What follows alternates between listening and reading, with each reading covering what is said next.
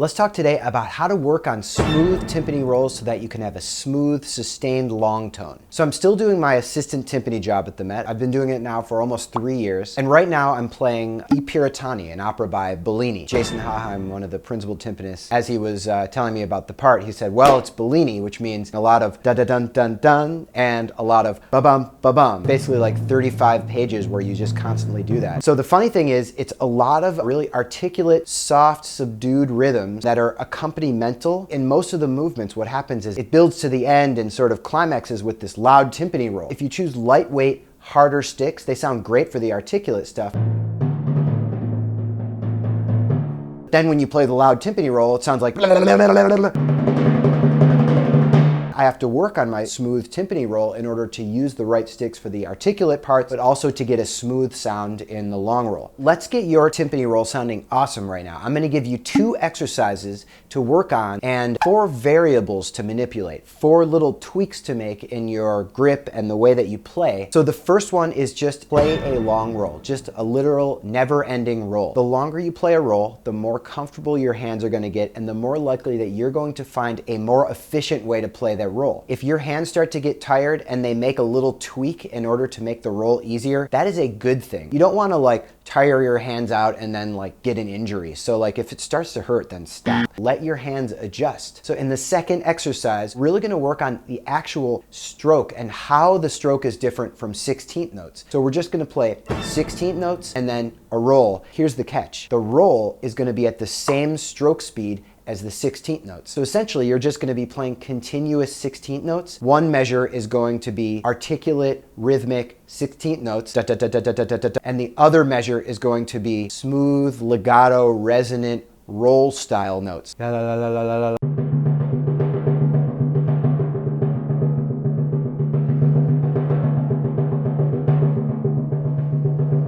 Now, while you're playing those 2 exercises, here are some things that you should be thinking about and doing to adjust the sound and the stroke. These are all what I call variables, meaning spectrums, where you can go from one extreme to the other. The first one is roll speed. So timpani is a different instrument than xylophone or snare drum. But basically with both of those, you have to have a lot of notes in order to make a long tone. Snare drum, you play a buzz roll, which is like a ton of notes. Xylophone, you usually play quite a bit faster than you would for any sort of rhythms. With timpani, the sound of each stroke is so long and so resonant that you don't have to play that fast. And you're not trying to line up all the attacks of a roll like a machine gun in order to make a smooth sound. Ignore the attacks, minimize the attacks, and just focus on the resonance of each note. Once the resonance is starting to die out, then you bring in another note in order to sustain that resonance. As you adjust the roll speed from faster to slower, listen to how that affects the hum. Resonances that are layered on top of each other and it's all crushed together, your ear starts going to the attack rather than the resonance, and the resonance actually gets in the way. Whereas if you go too slow, the resonance will start to die away and it'll start to sound like whoa, whoa, whoa, whoa. For every pitch on every drum, at every tension, there's a different roll speed that essentially makes the resonance sound like a long roll. The second variable you should be playing with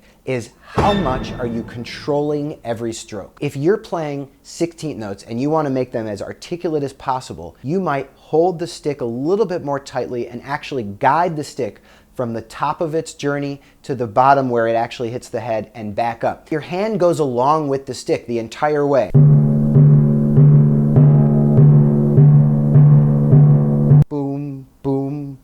Angle of the stick from top to bottom is the same as the angle of the hand. That is going to be how you're playing the 16th notes, like in exercise 2. But when you transition over to roll, try to actually let the stick whip up and down. Control the stick less with every stroke. The angle that your hand is going to be very little compared to the angle that the stick is actually going. It's going to let the stick bounce on its own. That's going to increase and enhance the resonance versus the other way, which is going to increase and enhance the attack. So from 16ths to rolls, it's going to be complete control and then as little control as possible.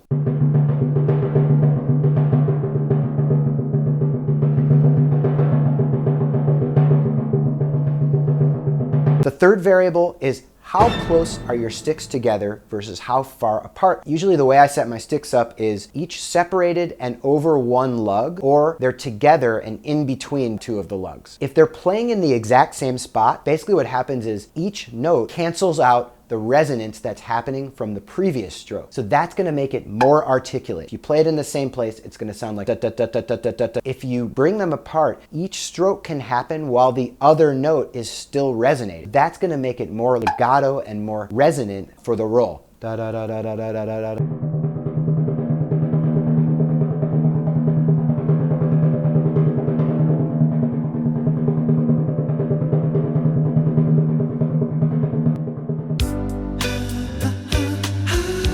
The fourth and final variable I'm going to talk about is what angle are your sticks actually to the drum head. If you play with the sticks directly parallel to the drum head, it's going to make the most articulate attack that you can. So if you want to play 16th notes, drop your wrist so that it's exactly parallel or as close as possible without getting a rim shot to the drum head.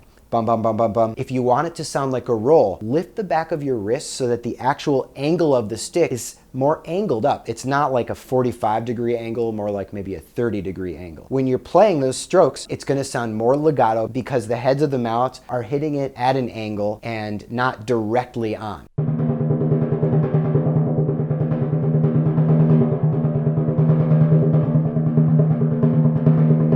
So those are the four things for rolls.